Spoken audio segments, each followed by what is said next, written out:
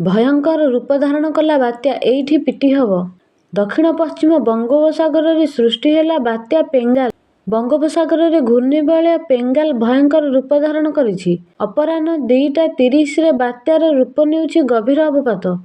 ତେବେ ତାମିଲନାଡୁରେ ଯେଉଁ ଝଡ଼ ସୃଷ୍ଟି ହେବାର ଆଶଙ୍କା ରହିଛି, ହଠାତ୍ ଏହାର ଦିଗ ବଦଳାଇଥିବା ସୂଚନା ମିଳିଛି। ଏହା ଘଣ୍ଟା ପ୍ରତି 3 କିଲୋମିଟରରୁ 10 କିଲୋମିଟର ବେଗରେ ଗତି କରୁଛି।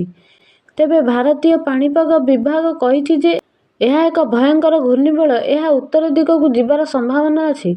ଏହା 30 ତାରିଖରେ ଉତ୍ତର ଏବଂ ଉତ୍ତର ପଶ୍ଚିମ ଦିଗରେ ଗତି କରିବ ବୋଲି ଆଶା କରାଯାଉଛି।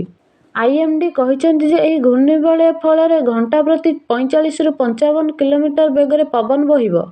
ଏହି କାରଣରୁ ଡିସେମ୍ବର 2 ପର୍ଯ୍ୟନ୍ତ ଆନ୍ଧ୍ରରେ ହାଲୁକାରୁ ମଧ୍ୟମ ବର୍ଷା ହେବ।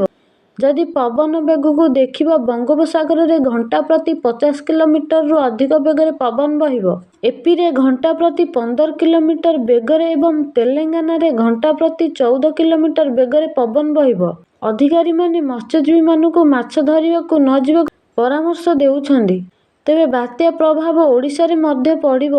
30 ଓ 1 ତାରିଖରେ ଯାଜପୁର, କେନ୍ଦ୍ରାପଡ଼ା, ଜଗତସିଂହପୁର, ପୁରୀ, କଟକ, ଖୋର୍ଦ୍ଧା, ନୟାଗଡ଼, ଗଜପତି, ଗଞ୍ଜାମ, ରାୟଗଡ଼ା, କୋରାପୁଟ, ମାଲକାନଗିରି ଆଦି ଜିଲ୍ଲାର କିଛି ସ୍ଥାନରେ ବର୍ଷା ହୋଇପାରେ।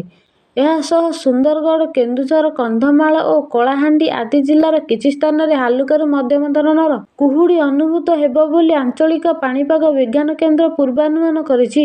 ଏମିତି ନୂଆ ନୂଆ ଖବର ଜାଣିବାକୁ ମୋ ଚ୍ୟାନେଲକୁ ଲାଇକ୍, ସେୟାର, ସବସ୍କ୍ରାଇବ କରନ୍ତୁ। ରହୁଛି, ନମସ୍କାର।